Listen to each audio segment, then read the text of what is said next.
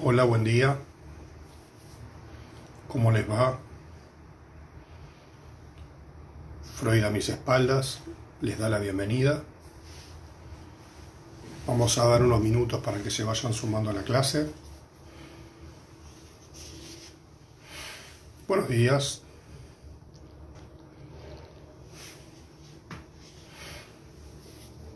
Todas las clases por la mañana no son clases, sino con yerba playadita que te acompaña en la adquisición de conocimientos. Yerba playadita, labrada en los más sofisticados yerbatales de la República, está al servicio de la educación pública. Salud.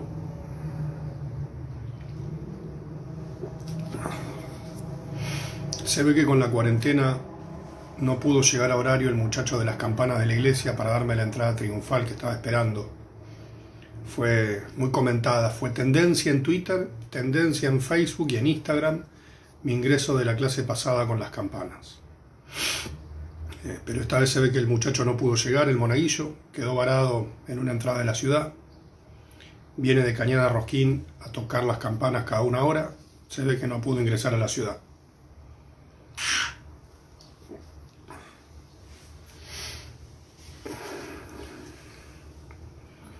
Vamos a arrancar con una pregunta, la 21ª pregunta que se me hizo después de la clase anterior, sobre la ilustración. La ilustración, por supuesto, al mismo tiempo que impulsa a una movilidad de la producción de conocimiento, genera condiciones de cuestionamiento de la misma cultura. Yo no sé si decir que eso es una paradoja, sino una condición de la desnaturalización progresiva de la ilustración misma. La ilustración es un proceso que tiende a dudar. Duda de las certezas, duda de la naturalización. Esto no siempre fue así en la historia. Hay culturas que no tienen cuestionamiento a sus dogmas, no tienen cuestionamientos a sus fundamentos. La Edad Media se caracterizó por eso hasta que sucumbe o se va agotando y va instalando las condiciones de pasaje hacia la modernidad, en donde la ilustración juega precisamente un rol decisivo. Pero como ustedes ven, la cultura es un campo demasiado amplio. Y no todo el mundo, digamos, no todo el globo terráqueo habita bajo la misma cultura. Si bien hoy en día hablamos de la globalización también es relativa según los lugares.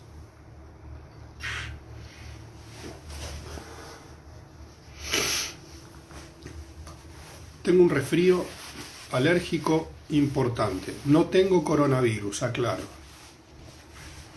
Me testeo cada 45 minutos y no tengo coronavirus, pero voy a pedir permiso para hacer esto fuera de cámara.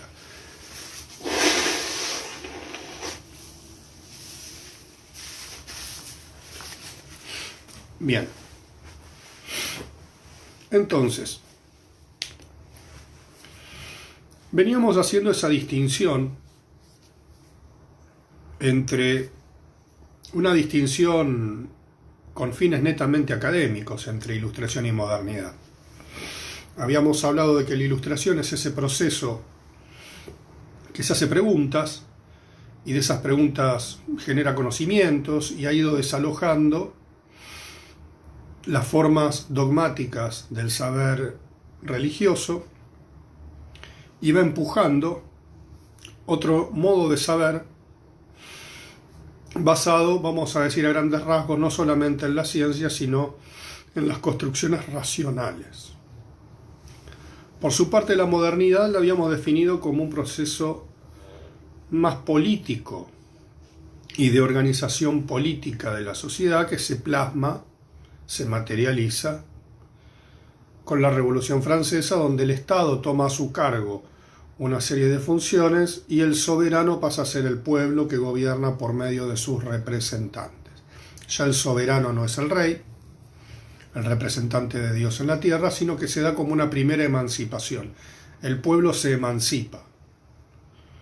Bueno, este proceso se inicia un tiempo anterior a estos cambios políticos. Veníamos definiendo la educación desde dos grandes tendencias, lo que habíamos llamado la antropogenia, esta construcción humana del humano, y esta construcción disciplinar. En cuanto a la antropogenia, no tenemos una fecha definida de inicio porque es un concepto que vincula a la educación directamente con la cultura. Y la cultura implica siempre transmisión. La cultura siempre se transmite. Y la cultura se integra por una serie de herramientas y conocimientos y de pautas folclóricas, llamémosle, costumbres, creencias, un modo de organización del pensamiento y de las sociedades que hacen a ciertas formas. La cultura tiene una cuestión de forma y una cuestión de contenido. ¿Qué hace la cultura? Enmarca los procesos humanos. Estos procesos humanos se transmiten, y se transmiten voluntaria e involuntariamente, consciente e inconscientemente. Pensemos en cómo un niño aprende a caminar. No se le enseña, no hay una academia para aprender a caminar, o el aprendizaje del habla. Pero se aprende, se adquiere, es una adquisición. Por lo tanto, la educación implica, siempre conlleva, los procesos de aprendizaje. Estos aprendizajes pueden ser aprendizajes del orden de la neta transmisión cultural, o puede ser una transmisión concreta de la técnica, de las adquisiciones de la cultura. Por lo tanto, la cultura es algo que se aprende, no se nace con esto. Ahí podemos ver un punto de unión entre la antropogenia y la disciplina. Es decir, hay cosas que no las tenemos previamente adquiridas. Bien. El aspecto disciplinar de la educación sí tiene fecha de nacimiento. No estuvo siempre. Cuando digo la disciplina o la educación disciplinar, me estoy refiriendo a ciertos modos particulares de sistematización. Voy de nuevo. Siempre hubo transmisión de la cultura a instituciones que lo han hecho. Religiosas, familiares, la transmisión de las artes, la transmisión de las pautas de guerra, por ejemplo, como pudo haber sido en los espartanos. Siempre hubo. Lo que no siempre hubo es una transmisión sistematizada. Algo que podríamos englobar en la pedagogía. Ese modo de sistematización establecida históricamente y con pautas definidas, la pedagogía, no existió siempre.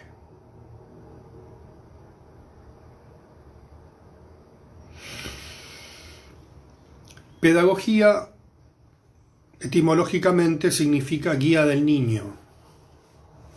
La pedagogía es una práctica orientada a la niñez.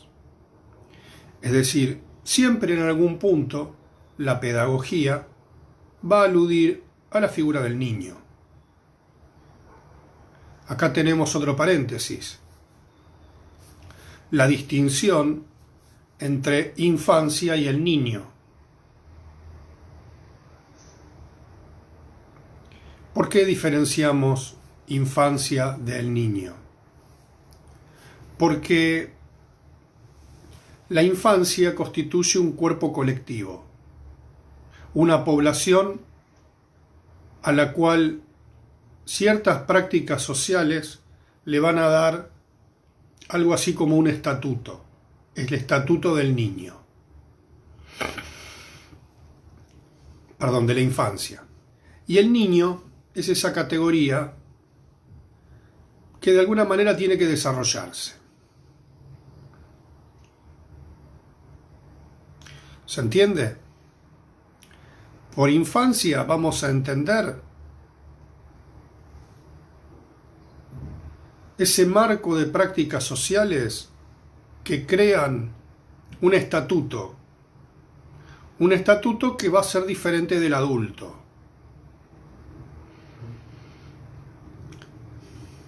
Y el niño es esa categoría psicológica, individual, que puede masivizarse obviamente, pero que tiene ese rasgo de singularidad. Todos nacemos niños, es decir, hay una cuestión, llamémosla, del orden de lo biológico, no nacemos adultos, nacemos niños, nos vamos desarrollando y esas propiedades iniciales no son las mismas que tenemos en la actualidad. Es más, nuestra infancia es algo que está, bueno, del psicoanálisis en adelante tiene otras condiciones, pero el desarrollo nos va haciendo perder esos rasgos de la niñez. Bueno, esta distinción no existió siempre. En el medioevo y en la antigüedad, al niño se lo consideraba como un adulto en miniatura. No tenía propiedades distintas. De hecho, los ritos de pasaje antiguos y medievales se dan prácticamente en el inicio de la pubertad, cuando hay una edad donde, de alguna manera, ya se está en condiciones de reproducir. Se los consideraba adultos, no existía ni la adolescencia y la niñez era algo que no era pensado de manera diferente a la vida adulta. El niño era un adulto en miniatura. El niño era una cría, quizás en los periodos más antiguos, como la de los animales, donde sus chances de sobrevivir eran también bastante hostiles. El medioevo tiene esos vaivenes con la niñez, sobre esa niñez beatificada, ese niño santo o ese niño maligno. Bueno, va cambiando con el tiempo eso. Pero, yendo puntualmente a los orígenes de la pedagogía, este tiene un antecedente que merece ser en algún momento tratado con cierta precisión. Pero en el vértice entre la Edad Media y la modernidad nos encontramos con un fenómeno o una desestabilización de la teología europea, que es la Reforma Protestante. Erasmo, dije Erasmo, no orgasmo, Erasmo, Lutero y Calvino. Bien. Erasmo se lo considera el padre de la Reforma, es un sacerdote del siglo XVI, que de alguna manera desafía ciertos dogmas de la Iglesia, planteando cierta universalidad de la interpretación de los textos divinos. Todo el mundo tiene que estar en condiciones de interpretar los textos sagrados. Obviamente está haciendo un fuerte cuestionamiento a los procesos de la Inquisición, que se arrogaban una única lectura dogmática, esta idea de eje interpretativo, y llevan la doctrina de la hermenéutica al conocimiento popular, es decir, la Biblia debe ser leída e interpretada popularmente. Esta idea es seguida por la Reforma Protestante, Lutero, donde plantean que para que la gente pueda interpretar los textos sagrados, tiene que tener las capacidades mínimas para poder desarrollar tan noble tarea. Disculpen, pero la alergia me tiene un poco maltraído.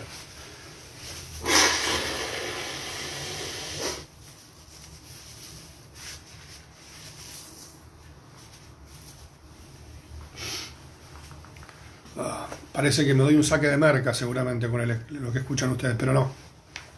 Aparecería como el Diego, así duro, haciendo declaraciones polémicas después de esos sonidos desagradables. Sepan disculpar. Vamos a aprovechar este momento para el primer like de la mañana. A la cuenta de 3, a la 1, a las 2 y a las 3, todos mandan un me gusta para motivar la mañana y darnos energía.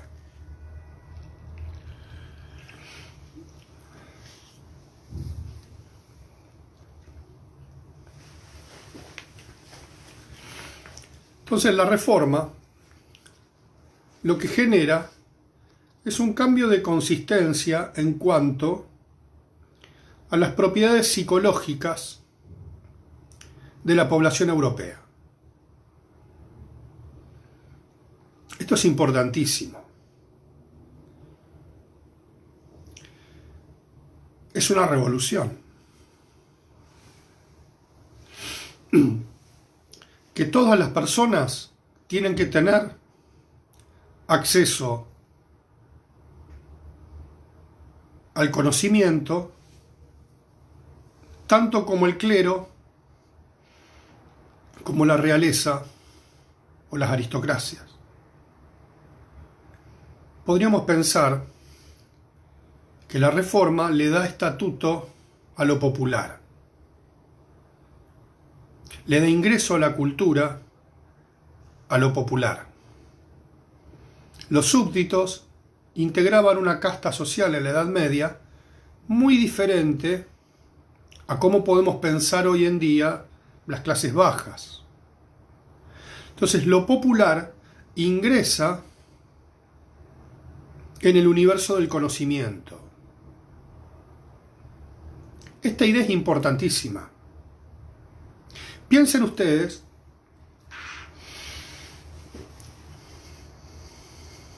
que en la Edad Media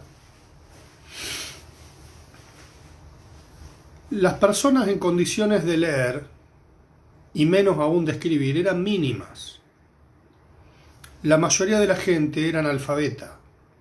La gente no sabía ni leer ni escribir. Incluso había monjes analfabetos. La gente no sabía leer.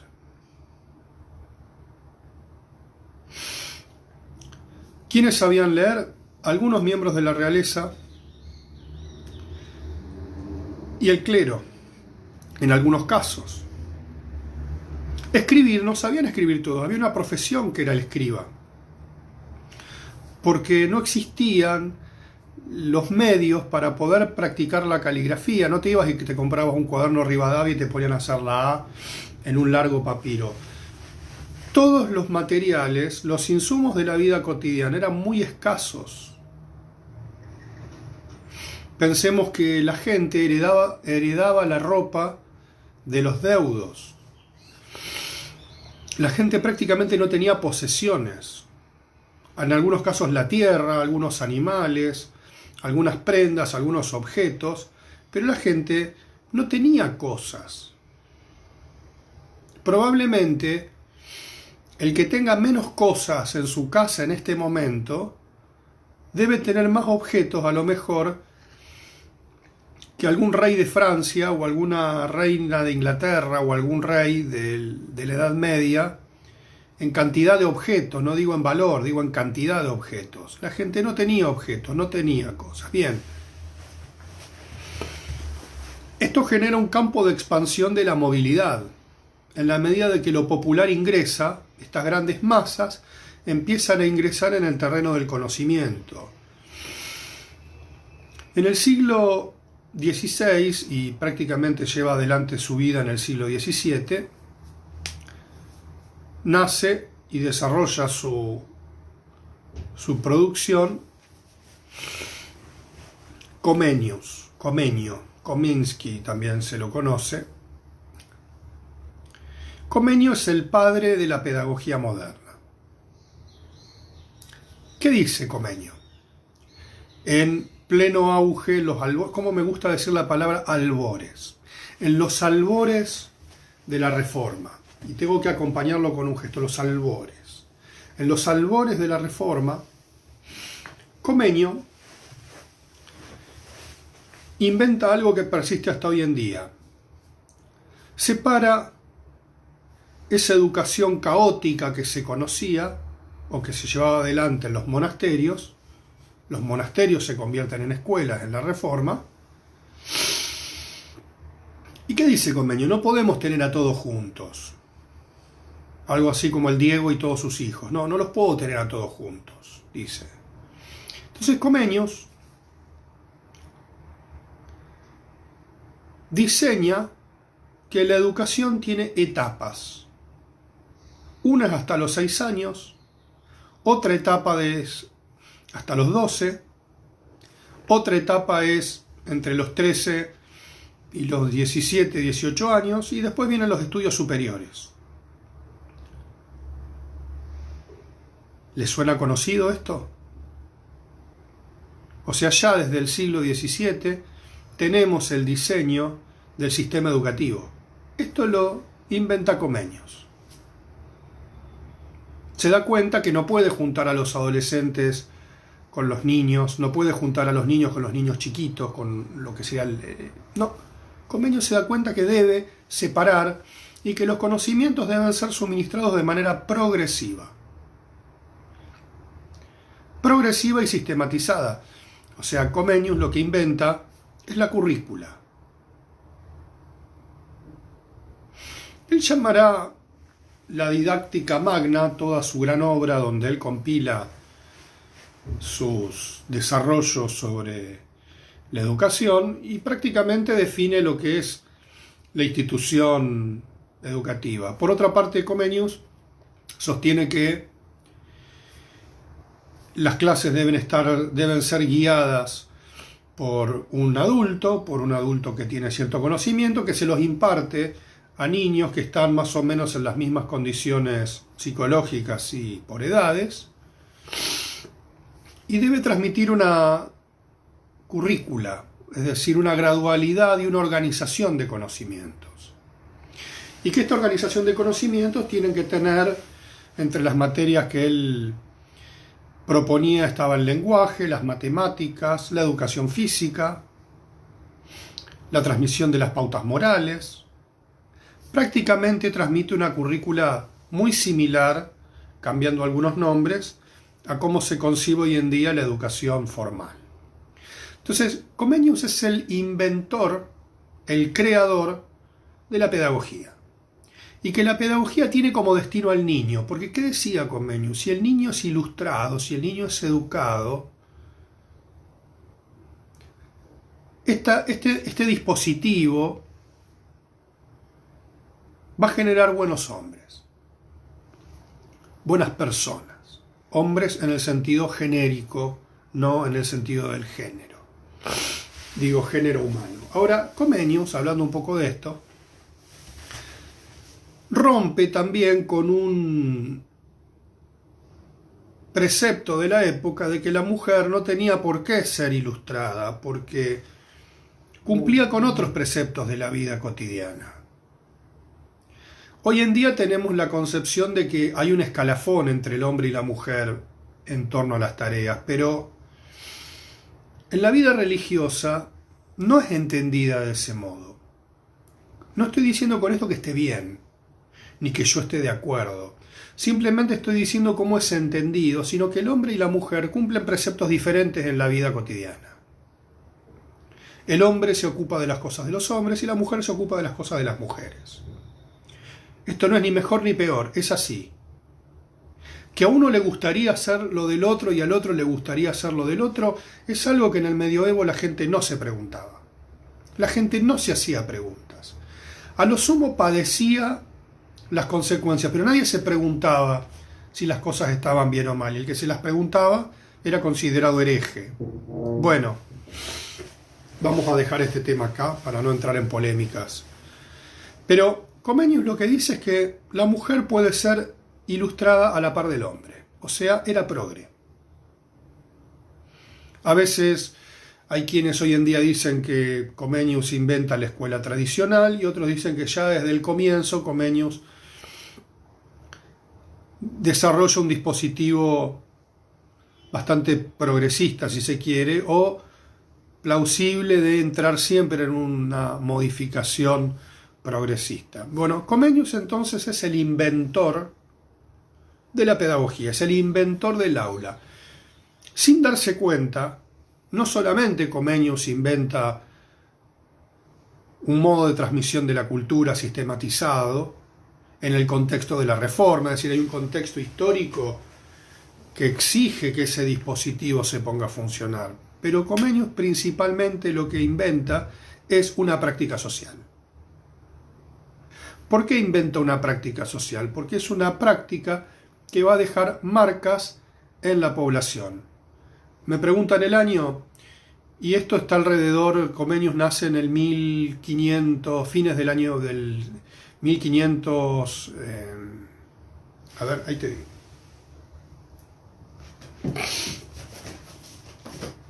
Si lo googlean es más fácil, pero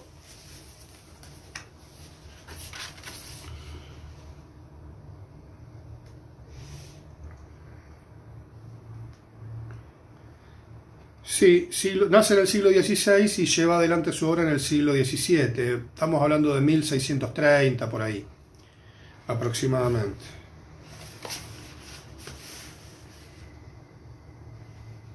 Estamos hablando de la Reforma en 1520 aproximadamente. Pensemos que en la antigüedad o en la Edad Media las fechas no son tan exactas cuando se inician procesos. Se van desplegando en el tiempo, pero la obra de Comenius es una obra que debe arrancar más o menos en 1610, estamos hablando de un hombre de 20 años, y vivió bastantes años, así que vivió hasta el 1660 aproximadamente, discúlpenme para las fechas, pero después lo pueden googlear, buscar en Wikipedia, que sirve para orientar algunas cosas, no se crean todo lo que dice Wikipedia. Entonces, Comenius inventa una práctica social y esa práctica social se sistematiza. Entonces tenemos la currícula. La currícula es un modo organizado de conocimientos y este modo organizado de conocimientos implica una sistematización interna. No se aprende solamente por imitación, se transmiten conocimientos y estos conocimientos se van expandiendo a lo largo del tiempo. Vamos incorporando nuevos conocimientos. Vamos entrando en la idea de una cultura dinámica, de una cultura que cambia, de una cultura que avanza, que progresa.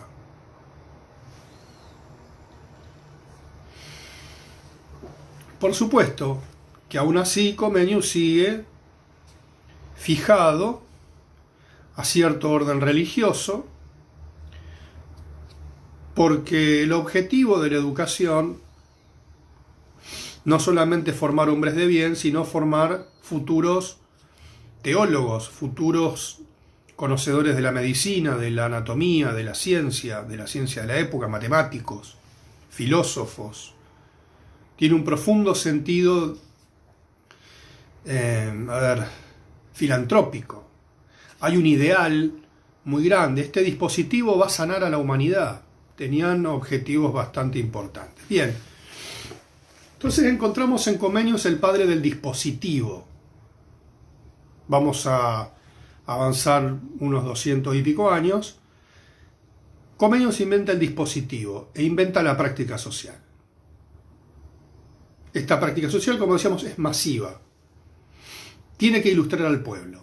Y el pueblo tiene que acceder de manera homogénea al conocimiento. Para Comenius no tiene que haber diferencia entre nobles y el pueblo. El tipo era un progre.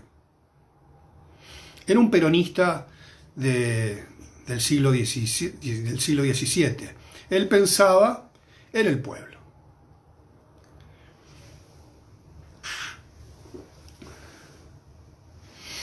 Ahora, el niño, la idea del niño, es una idea que nace con Rousseau. J.J. el Yaya Rousseau.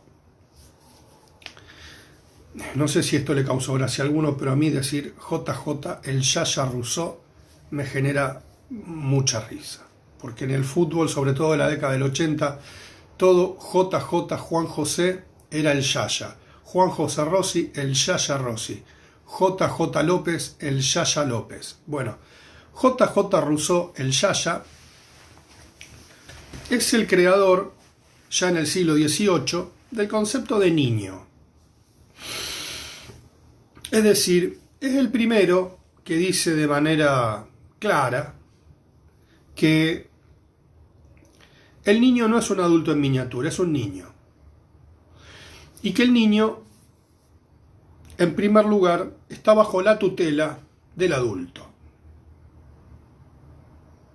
Es decir, el adulto es responsable y el niño no es directamente jurídicamente responsable de sus actos, sino que es el adulto a cargo quien debe responder por él. Y que en todo caso habrá instituciones y lugares que se ocupen de los niños que no tienen padres. Es decir, la idea de los hogares de huérfanos, de los expósitos, es una idea netamente rousseauiana, porque el niño es objeto de tutela. El niño debe ser tutelado. Y Rousseau, el Yaya, lo que dirá es que, a diferencia de las teorías que pendulaban sobre si el niño era bueno por naturaleza, el niño era malo por naturaleza, ¿no? El niño es niño, decía. Debe desarrollarse. Nace, no sé si lo dice exactamente así, pero como en un estado, entre comillas, pónganle, de tabula rasa. Porque el niño debe ser cultivado, debe ser educado. Entonces, nos encontramos con que Comenius es el creador de la pedagogía, del dispositivo, de la forma. Me gusta ser así. La forma. Entonces, esto le da como más veracidad a lo que estoy diciendo. Y Rousseau es el autor del concepto. Porque la educación, como práctica, orienta un fin. Dice, ¿cuál es el objetivo?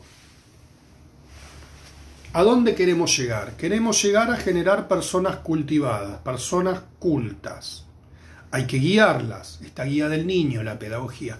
Hay que guiarlo. Porque nadie nace sabiendo. Esto se sabe hace mucho tiempo.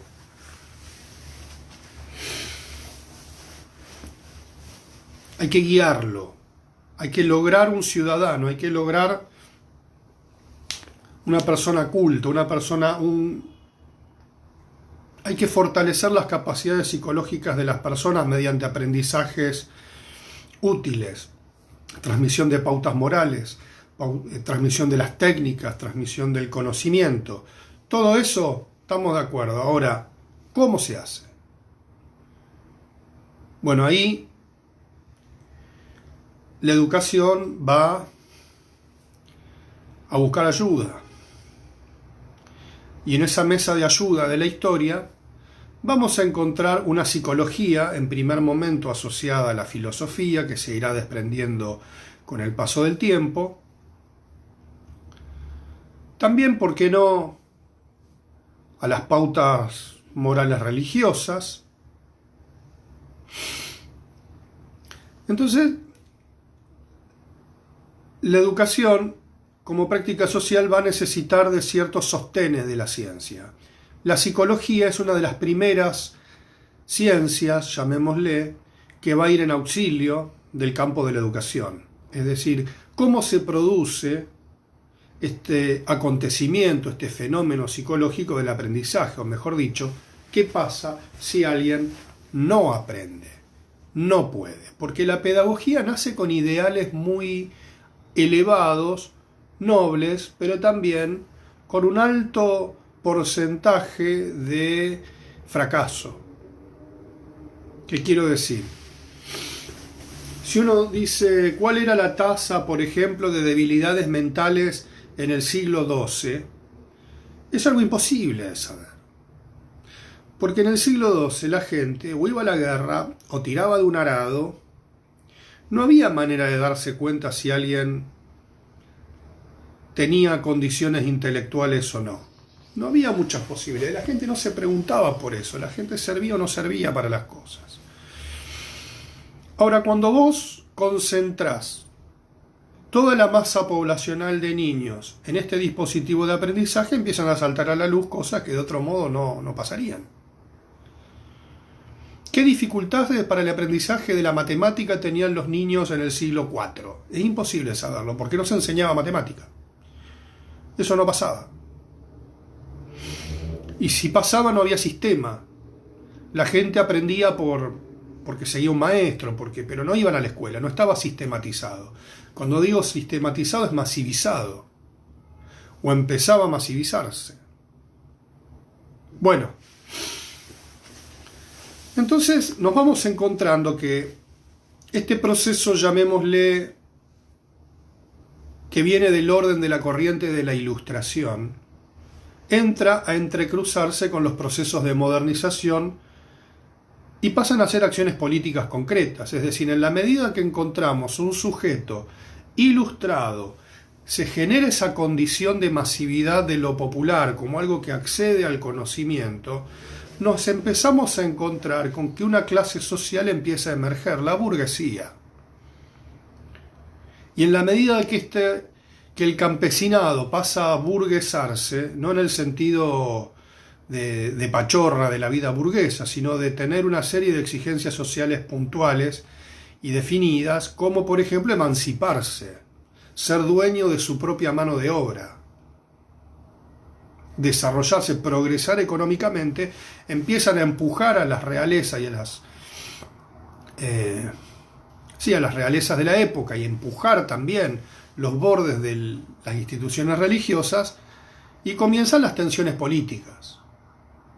Y en esa tensión política que empieza a emerger, la revolución moderna, digamos la revolución francesa, es una revolución burguesa. Es decir, la burguesía, el pueblo, se emancipa. ¿Y de qué se emancipa principalmente? De la religión y de la monarquía. Y pasa a gobernar. Cuando pasa a gobernar, toma a su cargo todas estas funciones sociales. Y la educación pasa a ser la piedra angular de todo este proceso de transformaciones. Por lo tanto, la educación no es solamente una cuestión de formación, sino que pasa a integrar la médula del proceso emancipatorio moderno, secular y políticamente orientado a que gobierne la burguesía. ¿Se entiende? Si se entiende, vamos a hacer otro like motivador. A la 1, a las 2 y a las 3.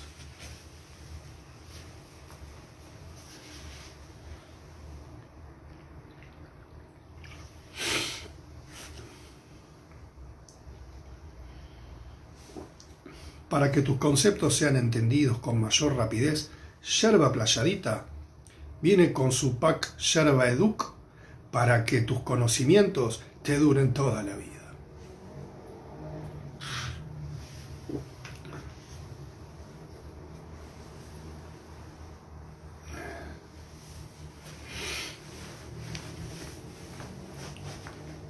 Siguiendo esta idea,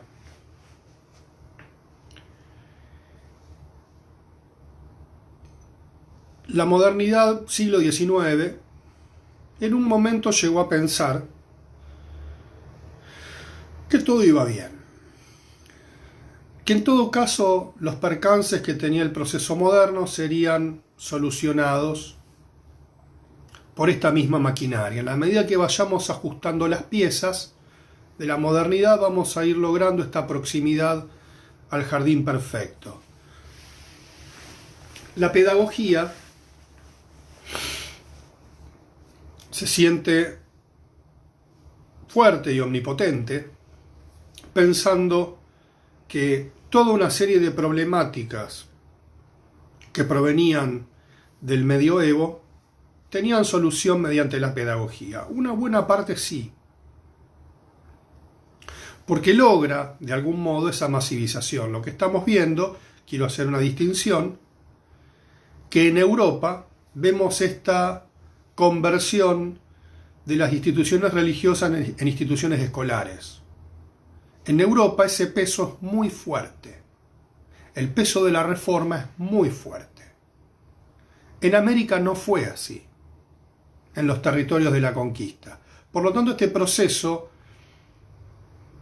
en Hispanoamérica principalmente, o en la conquista, digamos, no tuvo el mismo peso que en Europa, sino que en América se dieron otras condiciones, pero todavía no llegamos de Europa, no estamos en América. Lo que comenzamos a ver es que un nuevo protagonista frente a esta novedosa forma de organización cultural de las sociedades empieza a engendrar una serie de fenómenos novedosos. Uno de ellos son las masas. Las masas, como las conocemos hoy en día, son un fenómeno propiamente de la modernidad. Y estas masas son masas que no son espontáneas, son inducidas. Y son inducidas por el modo de sujetación que tienen los dispositivos estatales como modo de regulación de las prácticas sociales. Este gesto es muy bueno. Hablar serio y hacer así con la mano es algo que queda muy bien. La masa no es que solamente la gente se junta y ya está. No. Este suelo de identificaciones comunes se genera a partir de que las prácticas sociales tienen un fuerte poder de cohesión de las poblaciones. Y este fuerte poder de cohesión de las poblaciones viene dado por un nuevo sentimiento que no puede parar, que es el nacionalismo. Me dio mucha risa decir un sentimiento que no puede parar, como el cantito de la cancha. El nacionalismo es un sentimiento que no puede parar. Es decir, es elevar al plano de lo abstracto categorías cohesivas de las poblaciones. La nación francesa, la nación inglesa, española, las naciones europeas son milenarias. Cuando digo naciones, no solamente es el Estado, es decir, el Estado es una organización política. Las naciones son organizaciones culturales y de continuidad cultural. Entonces los nacionalismos van a impregnar también el suelo de los estados modernos, generando fuertes propiedades de identidad. Conjuntamente con el nacionalismo y estas ideas, llamémosle, de elevar al plano de lo sublime los ideales modernos, surge una contraparte bastante compleja que son los racismos. Es decir, esta idea de que íbamos a homogeneizar a la población se ve también perturbada por el surgimiento de que hay un escalonamiento como subespecies adentro de lo humano. Los racismos en el siglo XIX son un tema bastante complejo. Gabineau y compañía, bueno, tienen desarrollos bastante poco amables con otros sectores de la sociedad. No todo el mundo puede integrar una nación. Entonces, hay una barrera que va a tener la pedagogía, es que no va a poder sortear cierto cerco racial, vamos a decirlo en términos del siglo XIX, racial. Otro aspecto que se encontrará la pedagogía, acá la hija de Paul McCartney, perdón, disculpe Malena, le deben decir esto bastante seguido. ¿Cómo anda el tío Paul a todo esto? El nazismo como nacionalista es más recordado, sí, pero hubo otros, en Francia, sí, hubo otros. Bien, el surgimiento sobre todo de los antisemitismos en Europa, lo que se conoce como la cuestión judía, que se ha escrito bastante al respecto. Bueno, el siglo XIX es un siglo bastante complejo al respecto, y estas ideologías van a impactar fuertemente en el siglo XX. Bueno, me llegó con delay la risa porque pensé que se iba a ofender, pero no importa. Me estoy refiriendo a Malena, que le hice un chiste bastante malo. Pero, siguiendo esta idea, la pedagogía se va a encontrar con una problemática inherente a su práctica. que es la aparición de ciertos casos de niños salvajes.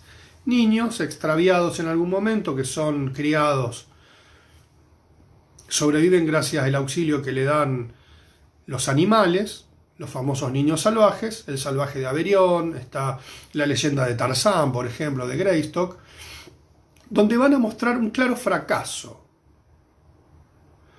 La pedagogía fracasa con los niños salvajes. Ese niño salvaje es tomado y se lo intenta reeducar.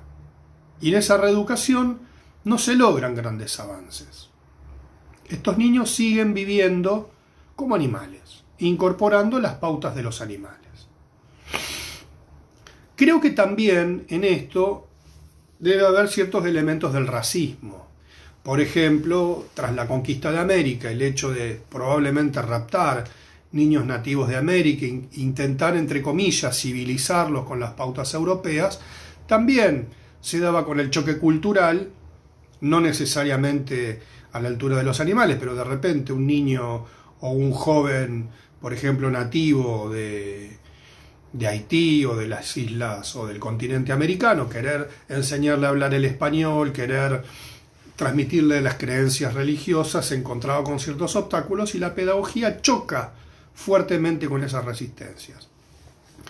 Sin entrar en casos tan dramáticos como los niños salvajes, hay un encuentro de la pedagogía con lo que a grandes rasgos podemos llamar hoy las psicopatologías. Y frente a las psicopatologías, la pedagogía también fracasa. Esta idea de que el hombre es educable en toda su dimensión es un ideal que prácticamente la pedagogía nace con ese fracaso. A raíz de estas problemáticas, a fines del siglo XIX, Binet establece los primeros test de aptitudes, porque la problemática de las aptitudes no era un tema menor. ¿Quién está capacitado o no para educarse o para adquirir ciertos conocimientos? Entonces, el siglo XIX, que es un siglo de gestación de las disciplinas y de las prácticas sociales, encontrarán que todo aquel que piense que la vida no es igual, decía la cantante cubana radicada en Estados Unidos, Azúcar, nuestra Celia Cruz, todo aquel que piense o que vea que la vida no es igual para todos, bueno, será separado del rebaño. Esta separación del rebaño significa que hay una división tajante entre lo normal y lo patológico. La educación, los dispositivos modernos, son para la normalidad, son normalizadores, y lo que no dé con la talla va a ser separado. Una especie de ronda de perdedores de la sociedad, una especie de subcategoría. Y lo que planteará Foucault es que es precisamente en esa división donde nacen las disciplinas. Y que estas disciplinas van a poner fuerte peso, que toda sociedad va a poder ser analizada e interpelada por cómo trata la peligrosidad, forma jurídica, la sexualidad y la locura. Repito, que toda sociedad, estas prácticas del siglo XIX, ejercen una división social, y que esta división social, esta acción de los dispositivos, va a marcar una línea divisoria entre lo normal y lo patológico. Y esta línea divisoria va a ser una línea divisoria que va a ir entre cómo cada sociedad trata la peligrosidad, la delincuencia, las formas jurídicas, la sexualidad y la locura, es decir, el discurso médico, dirá él, y la pedagogía, porque la pedagogía se va a convertir en el gran analizador y en el gran observatorio de la niñez. Por lo tanto, Foucault, a diferencia de los marxistas clásicos, lo que planteará es que la modernidad no solamente divide y regula por el dominio de los modos de producción. Foucault lo que va a plantear es que va a ser la biopolítica esta dimensión que va a tomar con cierta asepsia la sociedad para dividir lo normal y lo patológico, lo sano de lo enfermo, el que puede aprender del que no puede aprender, el que puede convivir con la sociedad y el que no puede convivir con la sociedad, el que está sano, el que está enfermo, el que está cuerdo o el que está loco. Por lo tanto, estos dispositivos modernos centrados en la racionalidad van a tener un primer principio regulador, que es la educación. ¿Se entiende? Ahora bien, hay un vértice a mediados del siglo XIX que empieza a entrecruzar la psicología con la educación. Y este vértice podríamos pensar que se toca con cierta pregnancia a partir de que la psicología puede aportarle a la educación herramientas eficaces. Los test de Binet son pioneros en poder determinar mediante un examen quién está apto y quién no, a quién le da la cabeza y a quién no le da la cabeza para educarse.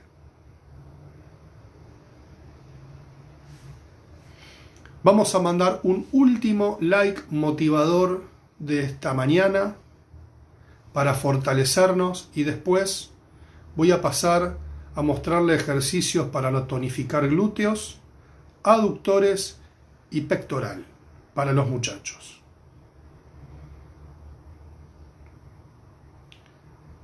Y después le voy a mostrar cómo hago un lemon pie mientras hago esos ejercicios, todo eso junto.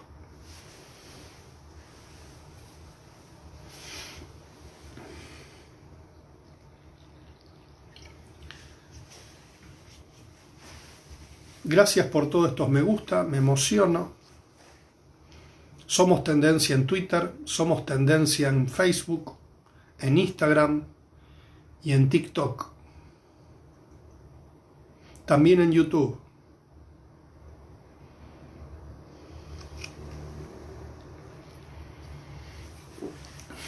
¿Alguna pregunta? Ahora me hago el canchero. La primera clase no podía hacer dos cosas juntas, ahora ya me agrandé.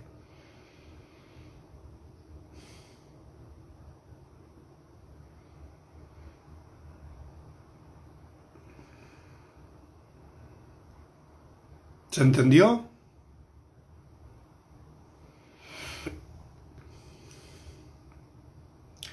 La próxima clase vamos a empezar a trabajar y adelantarnos un poco. Vamos a tratar de entrar al siglo XX,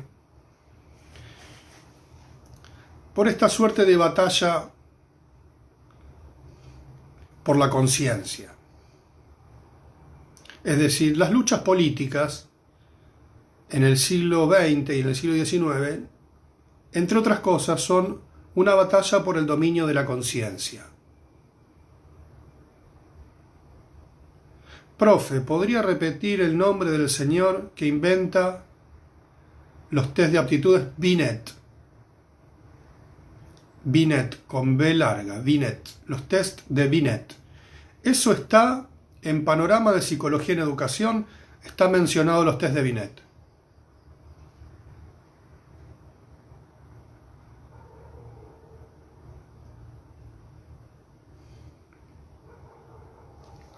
Test de aptitudes. No conozco realmente el nombre de los test.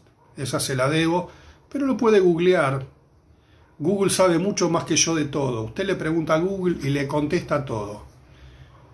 Me hace acordar a mi madre. Yo le preguntaba y ella me contestaba. Si estaba bien o mal era otra historia, pero ella me daba una respuesta.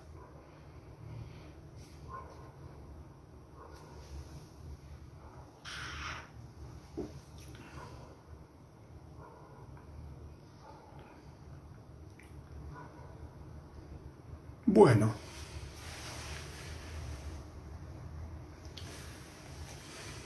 la próxima clase vamos a ir tratando de cerrar la unidad 1 con esta idea de esta lucha por las conciencias y también cierta mirada crítica de esa lucha por las conciencias. Esto, sobre todo en el siglo XX, no directamente desde la educación, pero digamos que corrió mucha sangre en esta lucha por el dominio de las conciencias. Bueno, si no hay ninguna otra pregunta, dejo un minuto, vamos cerrando la clase de hoy. Después hago la síntesis como vengo haciendo después de todas las clases, y ahí pueden aprovechar para hacer alguna pregunta, para comentar alguna idea que estén pensando a raíz de todo esto. La próxima clase, aparte de trabajar esta idea de la lucha por las conciencias, vamos a trabajar algunos ejes de los cambios que se dan en la modernidad y en el siglo XX, y tratando de pensar un poco cómo llegamos hasta la actualidad. Y no vamos a dejar por ello de tratar de pensar qué de excepcional tiene este momento que estamos viviendo, y desde otro punto de vista no hay nada nuevo bajo el sol en todo lo que estamos viviendo, sino el recrudecimiento de mecanismos que de otro modo están presentes de manera más solapada en nuestra vida cotidiana.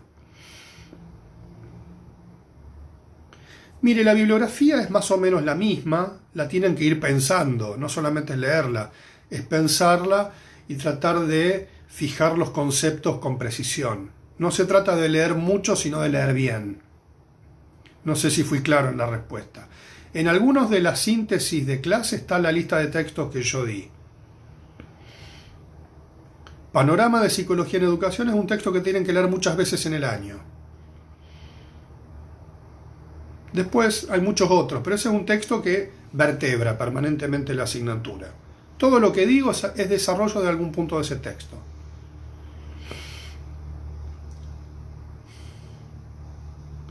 Para la próxima clase pueden releer post-scriptum sobre las sociedades de control de Deleuze, pueden releer qué es un dispositivo de Deleuze, pueden leer Violencia Blanca, un texto de mi autoría. Los que hayan adquirido o puedan tener el texto de Prácticas en Salud y Educación, es un texto que es muy barato, lo pueden comprar en La Borde, debe estar 200 pesos, sale más barato el libro que la fotocopia. Ahí está Infancia Riesgosa y Infancia en Riesgo, donde se desarrollan muchas de las ideas que vamos a ir planteando sobre las problemáticas de la niñez. Están las historizaciones de la profesora Bertaccini, que son excelentes. Así que bueno, cualquier cosa me preguntan en los comentarios de la clase, que ahora voy a pasar a cerrar y vamos a dejarla colgada del grupo. ¿Está? Bueno, ha sido un gusto hablarme a mí mismo en esta pantalla y ver sus likes y sus preguntas. Y cada día estoy más feliz y más narcisista. Así que les agradezco mucho por celebrar mi narcisismo. Freud, cuando escribió Introducción del Narcisismo, no sabía lo que era el Facebook, si no, no hubiera cuestionado tanto nada. Bueno, hasta la próxima.